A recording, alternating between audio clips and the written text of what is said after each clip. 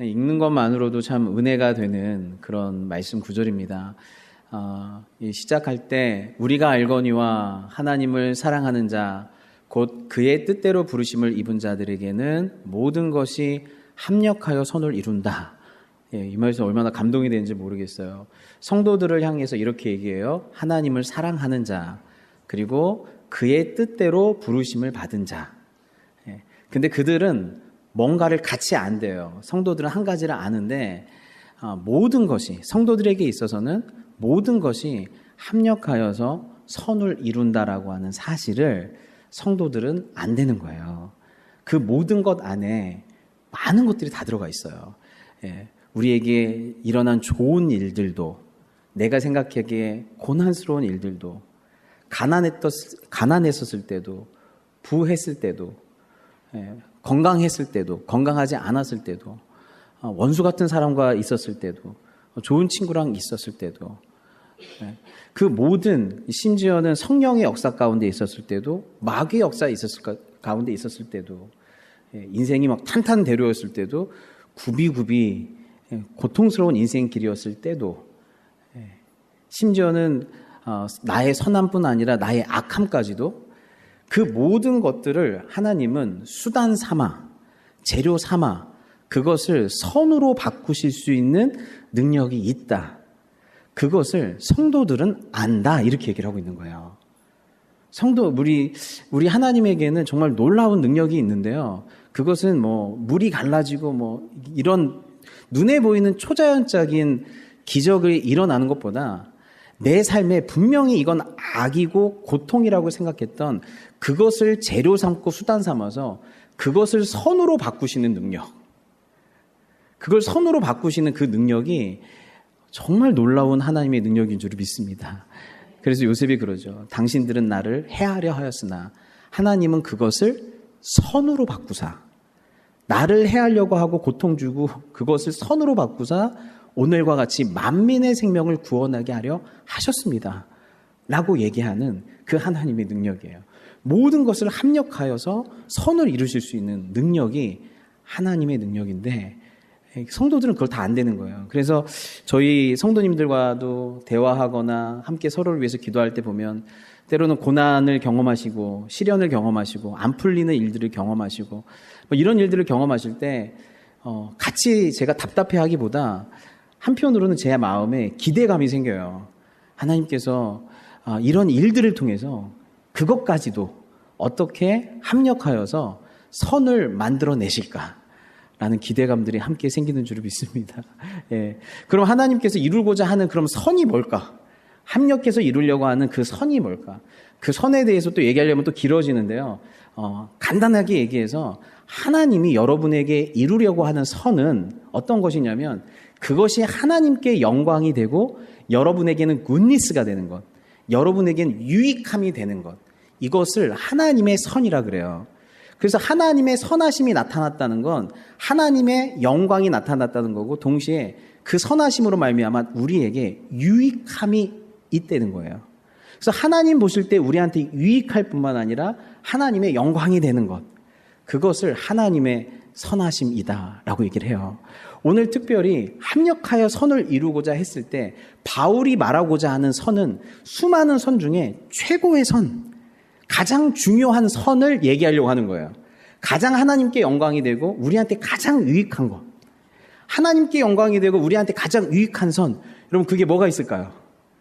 그것이 있다면 여러분이 그게 뭘까요? 첫 번째로요. 우리한테 가장 유익한 선은 뭐냐면요. 예수님 믿는 거예요. 예수 믿는 게 가장 유익한 선이에요. 우리한테. 그래서 여러분들이 누군가에게 전도한다는 거는요. 그 사람에게 가장 큰 유익함을 주는 거예요. 선한 일이에요. 그래서 이 전도만큼 중요한 일이 없어요. 왜냐하면 이 전도라고 하는 건 내가 하나님의 자녀, 이 시간을 살고 모든 것이 없어질 것을 살아가고 있는 이 세상 속에서 영원을 선물 받는 거거든요.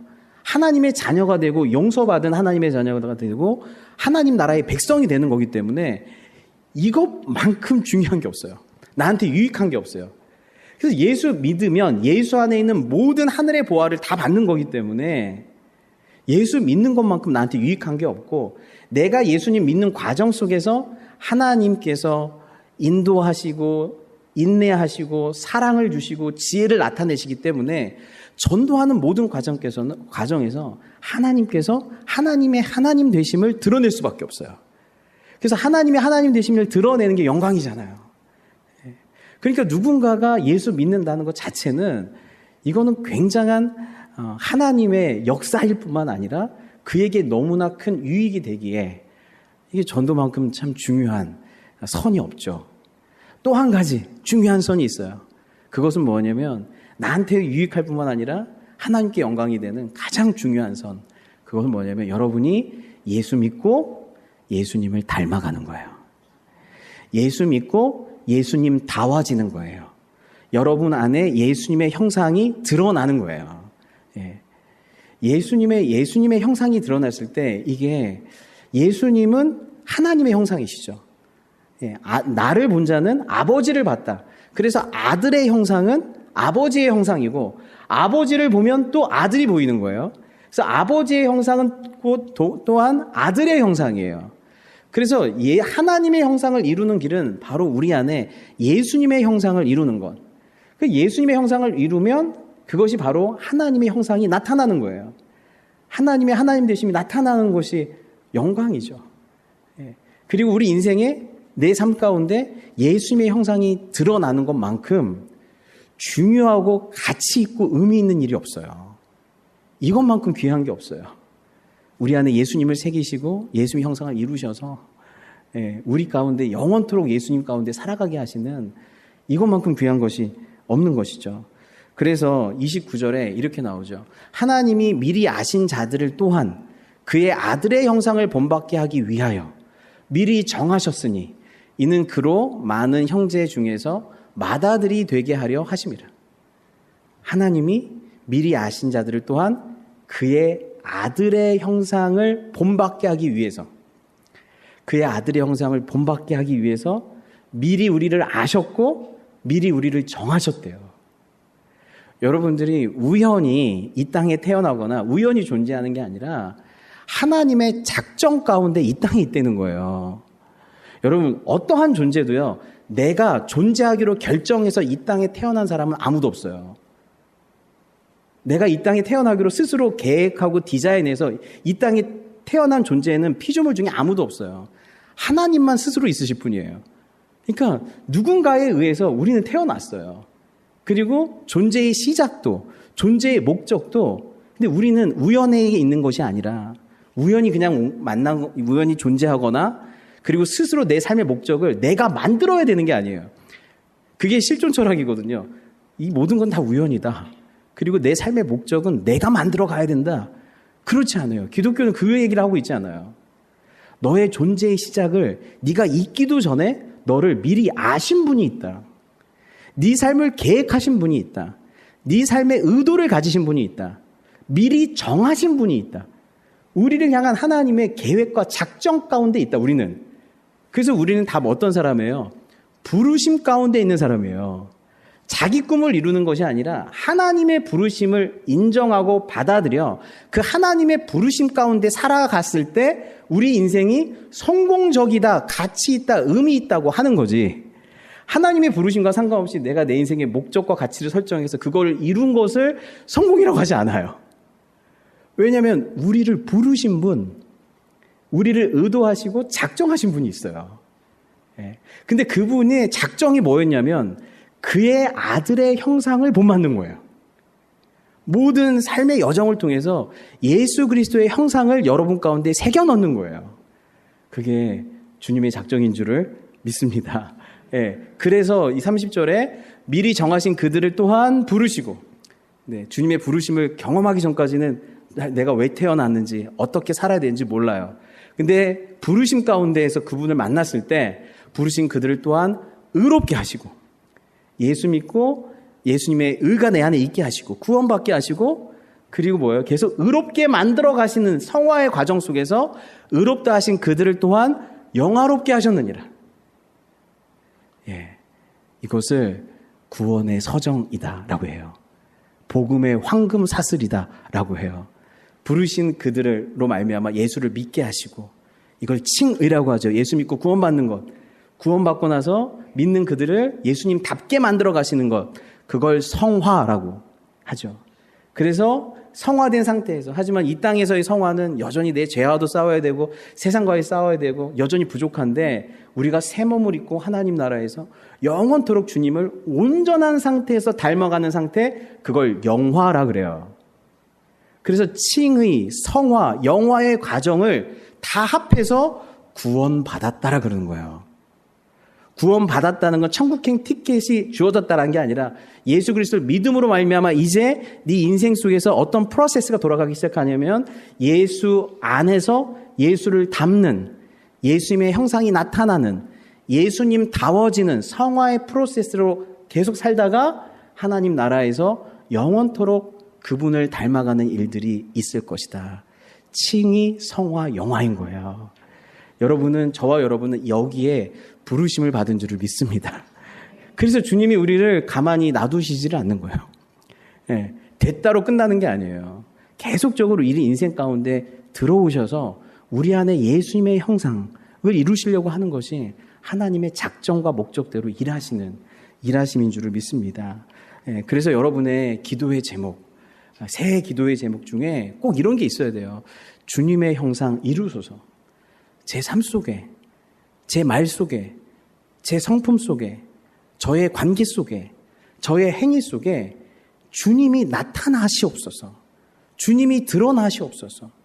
예수 닮기를 내가 원하네. 여러분 원하십니까? 예수 닮기를 간절히 원하네. 제가 아까 그 찬양을 하는데 설교를 듣고 여러분이 찬양하는 줄 알았어요. 설교를 안 들었는데도 그렇게 간절하게 찬양을 하시는 거에 대해서 제가 감동을 받았어요.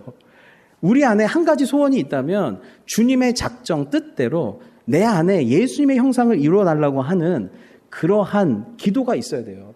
어떤 분들은 기분 나쁠지 모르겠어요. 내 삶의 목적을 내가 정하고 싶습니다. 왜 저는 이렇게 주어져야 되는 겁니까?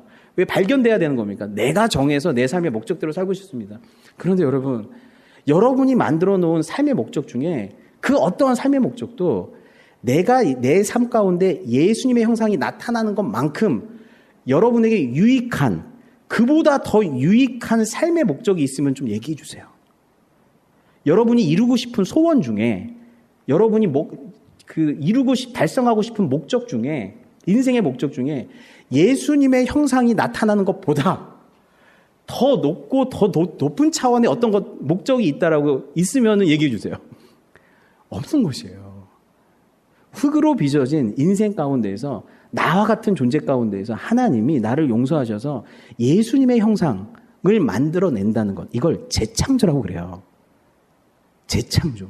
그렇게 예수님으로 재창조, 재형성시키는 것, 이것만큼 여러분에게 유익하고 높은 수준의 꿈은 없는 줄 믿습니다. 그게 없어요.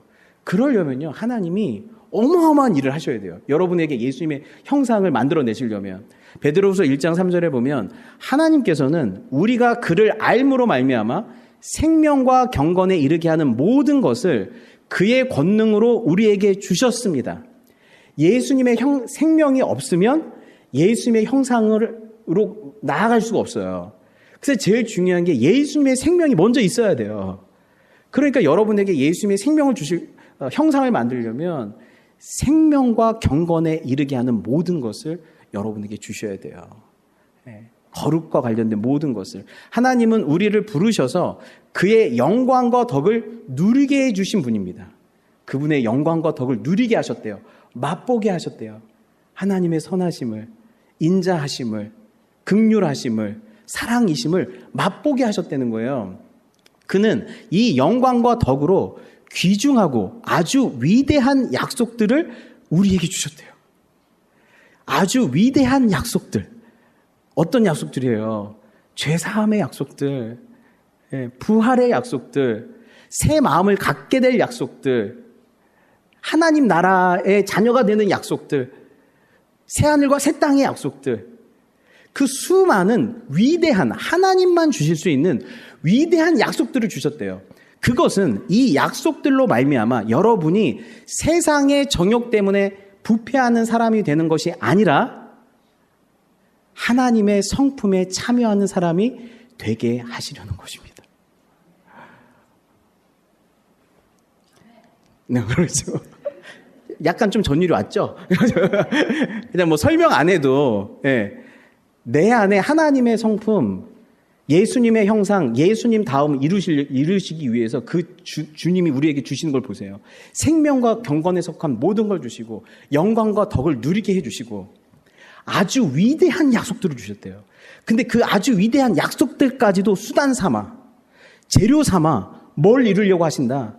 그 약속들을 통해서 뭘 이루려고 하신다. 하나님의 성품에 참여하는, 예수님다워지는, 나를 만드시는 것을 그 위대한 약속들까지도 수단 삼아서 그걸 목적 삼으셨다는 거예요.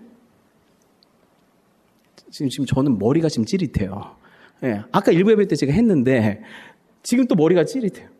어떻게 하나님은, 우리는 내가 주님께 쓰임받기를 원한다. 저만 사용해 주시면 감사합니다. 이것도 감사한데, 나 같은 자를 쓰는 것도 감사한데, 하나님 어떻게 나를 목적 삼으실 수 있을까? 하나님의 영광과 내가 예수님의 형상 되는 것을 어떻게 하나로 놓으실 수가 있을까? 나는 네가 예수님의 형상이 나타나면 그게 나의 영광이다. 너한테서 나다움이 나타나면 나의 영광이 반사되는 것이다.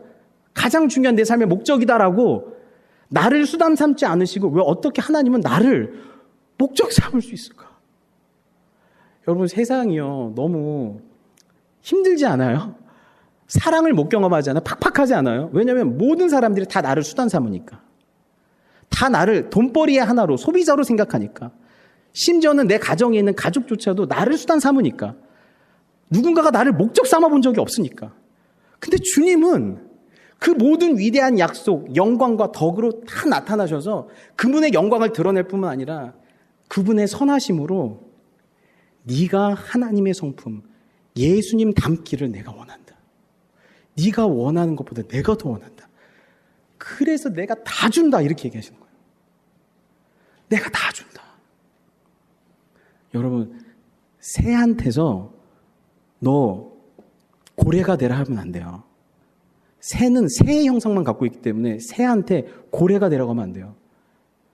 새한테 사자가 되라고 할 수도 없어요. 새는, 새의 DNA는, 새의 모양과 형태와 속성, 새는 새가 될 수밖에 없는 DNA를 갖고 있어요. 그래서 고래가 될 수도 없고 사자가 될 수도 없고 닭이 독수리가 될 수도 없어요. 모든 존재는 자기 DNA대로, 자기 존재의 속성대로 거기에 따라서 자기가 될 수밖에 없어요. 근데 아담, 흑인 여러분을 예수님의 형상으로 만들려면 여러분에게 뭐가 주어져야 돼요? 예수님의 DNA가 주어져야 돼요. 예수님의 DNA가 주어져야만 예수님의 형상을 이룰 수가 있어요. 그래서 주님께서 자기 아들을 아끼지 아니하시고 우리 모든 사람들을 위해서 내주셨다고 그러죠. 왜 아들을 내어주셨겠어요? 아들을 내어주셔야, 우리가 아들을 받아야, 그 아들을 받아야만 예수의 생명, 예수의 마음, 예수의 영을 받아야만 예수님의 형상이 될 수 있기 때문에 그래요. 예수님의 형상이 될 수 있기 때문에. 성화라는 것은 그런 거예요. 우리가 받은 예수님의 마음으로 살아가는 거예요. 우리가 받은 예수님의 영으로 살아가는 거예요. 우리가 받은 예수님의 생명으로 살아가는 거예요. 받지 않으면 될 수 없어요. 예수님의 DNA를 받지 않으면 될 수 없어요. 그래서 아들을 주시는 거예요. 네. 그래서 우리에게 하나님의 형상을 이루시려고, 재창조하시려고 하나님께서 하시는 그 주시는 것이 아들 자신을 주시는 그런 것입니다. 그래서 주님께서 여기 보시면 하나님이 미리 아신 자들을 또한 그 아들의 형상을 본받게 하기 위하여 미리 정하셨으니 이는 그로 많은 형제 중에 맏아들이 되게 하셨다고 그래요. 네, 주님께서 맏아들이 되셨대요. 근데 여러분, 우리 예수님은 원래 어떤 아들이셨어요? 맏아들이시기 전에 어떤 아들이셨어요? 독생자셨죠. 독생자. 하나님이 세상을 이처럼 사랑하사 누구를 주셨어요? 독생자를 주셨어요. 독생자는 무슨 뜻이에요? 하나뿐인 아들이란 뜻이에요. 유일한 아들이란 뜻이에요. 근데 우리에게 하나님이 독생자를 주신 거예요.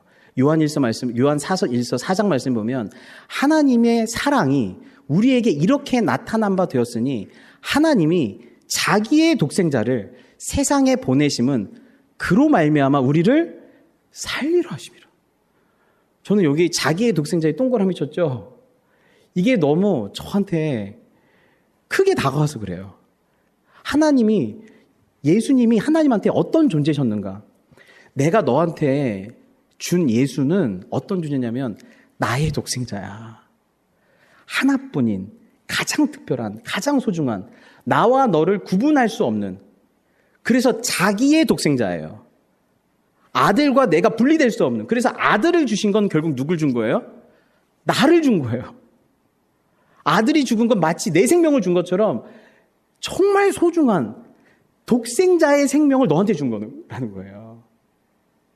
내가 너를 그냥 피조물 중에 나랑 비슷한 사람, 피조물 중에 괜찮은 피조물이 아니라 자녀 삼으시려고. 예수님이 하나님의 아들인 것처럼 우리를 자녀 삼으시려고 독생자의 생명을 주시는 거예요. 사랑은 여기 있대요. 우리가 하나님을 사랑한 것이 아니요 하나님이 우리를 사랑하사 우리 죄를 속하기 위하여 화목제물로 그 아들을 보내셨대요. 독생자를 화목제물로, 희생제사로, 어린 양으로, 죽음으로 내어주신 거예요. 왜냐하면 그래야 그 생명을 우리가 받아서 자녀의 생명을 받고 자녀의 마음을 받고 자녀의 영을 받을 수 있기 때문에 독생자의 생명을 주신 거예요. 그렇게 독생자의 생명을 받았을 때 그분이 죽으시고 부활하셔서 뭐가 되셨어요? 맏아들이 되셨어요. 독생자가 죽으시고 부활하셔서 이제 예수 그리스도 믿는 자들이 다 누가 된 거예요? 하나님의 자녀가 된 거예요. 그래서 뭐가 된 거예요? 우리가 그분이 이제 독생자가 아니라, 부활하신 그분이 독생자가 아니라 맏아들이 되신 거예요. 맏아들로 주님께서 예수님을 세우셨을 때는 중요한 의미가 하나 더 있어요. 그 동생들이, 그 형제와 자매들이 맏아들이신 예수 그리스도를 이제 바라보고 본받고 따르도록 맏아들로 세우신 거예요. 그러니까 우리 하나님은 예수 그리스도를 통해서 우리한테 다 주신 거예요. 생명도 주셨고 구원도 주셨고 예수 믿고 예수님 닮아갈 수 있는 맏아들로 또 예수님을 세워놓으신 거예요. 보고 따라가라. 저도 맏아들 출신입니다. 저도 큰아들 출신이거든요. 그래서 큰아들로 제가 눈 떠보니까 태어났어요. 네, 태어나가지고 살다 보니까 큰아들이라고 떡국도 더 많이 주고 세배하면 5,000원씩 더 줬어요. 네, 세배하면 더 주고 큰아들이라고 뭐 옷 사면 하나 더 주기도 하고. 그러면서 제가 큰아들로서 이런 혜택을 누리면서 항상 듣는 말이 있어요. 네가 큰 아들이니까, 네가 여기서 제일 큰 사람이니까 동생들한테 본이 돼야 돼. 동생들이 너를 보고 잘 따라갈 수 있게 네가 본이 돼야 돼. 네가 잘해야 돼. 이런 얘기를 했어요. 그래서 저희 아버님이 제가 초등학교 6학년 때까지 잘못하면 이렇게 맞았거든요. 근데 그 매가 있어요. 저희 아버님의 특징은 네가 맞을 매를 네가 끊어라 그래요. 그래서 앞에 무궁화 나무가 있는데 그걸 제가 10개를 하나 해야 돼요. 근데 아주 나약한 매를 하면 더 맞아요. 아주 낭창낭창한 걸로. 그러니까 나중에 제가 아주 낭창낭창해서 부러지지 않는 걸로 10개를 딱 묶어가지고 아버님께 드렸어요. 그랬더니 아버님께서 받으시고 이제 그걸로 제가 맞았어요. 그래서 이제 제가 이제 중학교 올라가면서 아버님이 저한테 그랬어요. 이제 내가 널 때리지 않겠다. 내가 널 때리지 않겠다. 그리고 이제 이 매를 너에게 하사할 테니 동생들을 네가 다스려라. 그래서 제가 정말 무슨 의식처럼 무릎을 딱 꿇고, 초등학교 6학년인데 졸업식 전에 무릎을 딱 꿇고 아버님께 그 매를 하사받았어요. 매를 딱 하사받고 이제 넌 죽었다, 이제 동생들은. 그래서 유일하게 제 막내 동생이 딸인 그 여동생이 저랑 8살 차이인데 걔도 유일하게 저한테 맞았고, 제 남동생 2살 차이인데 맨날 맞았고 저한테. 그래서 너 왜 되게 남자다운데 형한테만 맞으면 그러냐 그랬더니 형이 때리면 너무 아프대. 부모한테 맞으면 하나도 안 아픈데 똑같은 강도로 형이 때리면 너무 아프대요. 그래서 아무튼 제가 이렇게 받았어요. 근데 저는 좋은 본이 못 됐어요. 근데 아버지가 그렇게까지 하는 데는 이유가 있죠. 좋은 본이 되라. 네가 동생들을 잘 다스리고 아끼고 사랑하고 잘 본이 되어라 라는 마음으로 사실은 그렇게 주는 것이죠. 예. 그런데 우리 예수님께서는요, 부활하셔서 맏아들이 되셔서 우리에게 본이 되시는 거예요. 어떻게 본이 되시면 거룩하게 하시는, 히브리서 2장 11절에 거룩하게 하시는 이와 거룩하게 함을 입은 자들이 다 한 근원에서 난지라. 그놈으로 형제라 부르시기를 부끄러워하지 아니하시고, 거룩하게 하시는 이 예수님이에요. 거룩하게 함을 입은 사람, 예수님의 보혈로 거룩하게 함을 입은 사람 우리들이에요. 그들이 다 한 근원, 한 아버지 하나님에게서 났어요. 그래서 비록 우리가 부족하고 연약하지만 예수님께서 우리를 형제라 부르시기를 부끄러워하지 않으셨어요. 너는 내 형제다, 자매다 부르시기를 부끄러워하지 않으셨어요. 이것은 마치 하나님으로부터 나와서 예수님이 이제 형제 자매들과 함께 다시 하나님을 향해 서 있는, 하나님을 함께 바라보고 있는 형제들과 함께 그 모습을 보여주고 있어요. 그러면서 이르시되 내가 주의 이름을 내 형제들에게 선포하고 내가 주를 교회 중에서 찬송하리라 하셨으며, 또 다시 내가 그를 의지하리라 하시고, 또 다시 볼지어다 나와 및 하나님께서 내게 주신 하나님의 형제 자매들 그 자녀들이라 하셨대요. 그때 뭐라고 얘기하세요? 내가 주의 이름을 내 형제들에게 선포하겠다는 거예요. 형제들 가운데 예수님께서 우리 형제들 가운데 오셔서 주님의 이름을 선포하겠대요. 하나님의 이름을 선포하겠대요. 하나님의 하나님 되심을 나타내시겠대요. 선포는 말로만 한다는 것이 아니라 자기의 삶으로 드러내시겠다는 거예요. 하나님의 하나님 되심을 형제 가운데에서 드러내셔서, 얘들아 나를 봐, 내 말을 들어봐, 내 삶을 봐, 나의 모습을 봐, 나의 태도를 봐, 이게 아버지의 형상이야 라고 주님의 이름을 선포하시겠다는 거예요. 그리고 그 주님의 이름이 나타난 것들을 보면서 교회 중에서 함께 주님을 찬양하는 거예요. 여러분, 이 역사가 이 주의 이름을 내 형제들에게 선포하고 주를 교회 중에서 찬송하는 이 역사가 우리 교회 가운데 있기를 바랍니다. 예, 주의 이름을 여러분의 삶을 통해서, 여러분의 성품을 통해서, 여러분의 관계 맺는 모습을 통해서 예수님의 형상이 나타났으면 좋겠어요. 예수님의 형상이 나타나서 내 형제들이 내 속에 나타난 예수님의 형상을 바라보고 인식하고 감탄하고 하나님을 찬양하는 거예요. 원래 이렇게 인내의 사람이 아니었는데, 원래 이렇게 기도의 사람이 아니었는데, 원래 순종의 사람이 아니었는데, 우리 형제 중에서 이 사람이 기도의 사람, 예배하는 사람, 순종하는 사람, 인내하는 사람, 사랑하는 사람으로 주님의 이름이 여러분의 삶 가운데서 선포되는 거예요. 그걸 바라보고 성도들이 공동체 안에서 함께 내 형제들과 함께 주를 교회 중에서, 우리 예수님이 교회 위에서, 교회 앞에서가 아니라 교회 중에서 여러분과 함께 주님을 찬양하겠다는 거예요. 교회 중에서. 그렇게 교회 중에서 주님을 예배하고 높이는 그런 일들이 있기를 바랍니다.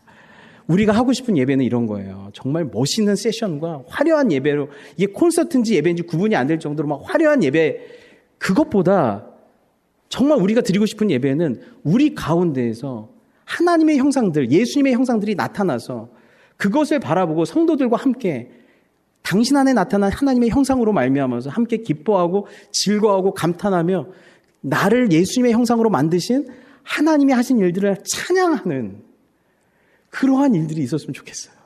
예. 이번에 휴가 갔을 때 자슈아 트리로 갔거든요. 그래서 그냥 집에만 있었어요. 집에만 계속 있었는데 거기서 저희가 가정 예배를 드렸는데, 가정 예배 드릴 때 우리가 서로 예수님의 형상으로 서로를 바라봐 주자. 예수님의 형상으로 서로를 이렇게 바라봐주고 그것으로 함께 기뻐하자. 이런 얘기를 하면서 서로 안에 있는 예수님의 형상에 대해서 막 얘기하기 시작했어요. 그런데 예수님의 형상으로 바라보니까 사람들이 좀 달리 보이기 시작하는 거예요. 우리 자녀들도. 우리는, 여러분 서로를 어떻게 바라보십니까? MBTI로 혹시 바라보십니까? 너 보니까 J다. 너 보니까 P야. 너 보니까 E다. 너 I야. 혹시 혈액형으로 바라보십니까? 너 좀 약간 옹졸한가 보니까 A형이니? 너 이렇게 화가 많아. B형, 뭐 이런 거 있잖아요. 예. A형이니 B형이니 이런 뭘로 바라보시는지 모르겠어요. 그런데 하나님의 형상으로 서로를 바라봐 주니까요. 이게 우리한테 너무 유익하더라고요. 우리 주원이가 심부름 잘하는 것이 사람을 잘 섬기는 예수님의 형상으로 보이는 거예요. 섬기시는 예수님의 형상으로. 예. 신중한 첫째 딸의 모습이 이 신중함이 하나님 앞에서 아름다워지면 어떻게 될까? 하나님 앞에서 기도하는 예수님의 형상으로 보이는 거예요. 예. 자유롭고 기쁜 우리 딸의 모습, 막내 딸의 모습이, 둘째 딸의 모습이 하나님을 예배하는 형상으로 보이기 시작하는 거예요. 그래, 너 안에서 하나님의 형상이 보인다. 그리고 그 형상이 더 아름답게 확장됐으면 좋겠다. 그리고 그 형상 나도 좀 받고 싶다. 여러분, 서로가 서로를 그렇게 하나님의 형상으로 보는 거예요. 그래서 제가 물어봤어요. 아빠한테는 어떤 하나님의 형상이 보이니? 아빠는 웃겨요. 그거 말고 다른 거. 아빠는 정말 웃겨요. 아니, 그거 말고 다른 거. 아빠는 우리를 행복하게 해줘요. 나만 조금만 미워해 줬어요. 아빠는 우리를 행복하게 해줘요.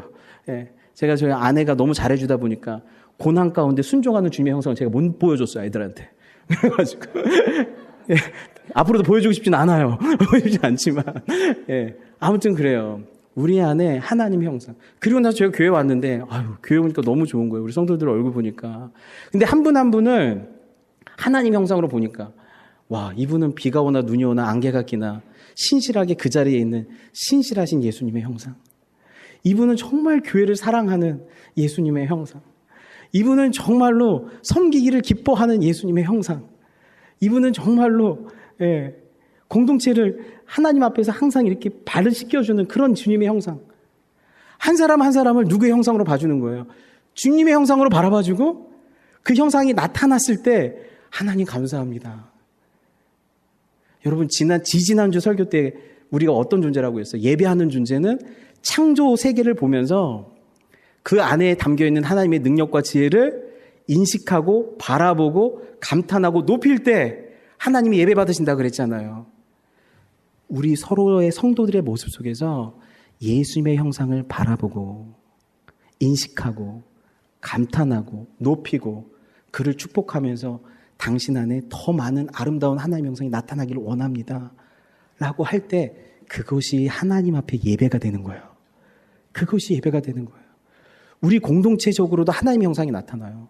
공동체적으로도. 어떤 교회는 문제만 생기면 불평하고 화내고 분열하는 교회들이 있어요. 그런데 어떤 교회는 문제 생기면 기도하는 예수님의 형상, 주님의 뜻을 분별하는 예수님의 형상, 자기를 부인하는 예수님의 형상, 십자가를 붙드는 예수님의 형상, 사랑하는 예수님의 형상을 드러내는 공동체와 가정도 있어요. 그래서 우리는 나 하나만 하나님의 형상을 이루고 싶은 것이 아니라 이 공동체 안에서 이 공동체의 하나님의 형상을 보기를 원하는 거예요. 예수 보기를, 당신을 통해 예수 보기를 원합니다. 당신을 통해 예수 보기를 원합니다. 우리 공동체를 통해 예수 보기를 원합니다. 그래서 당신을 통해서 하나님을 찬양하고 그 주님의 형상을 저도 담기를 원합니다. 라고 고백할 수 있는 예배 공동체가 되기를 바랍니다. 그래서 그러한 예수님 다움이 나타나는 것.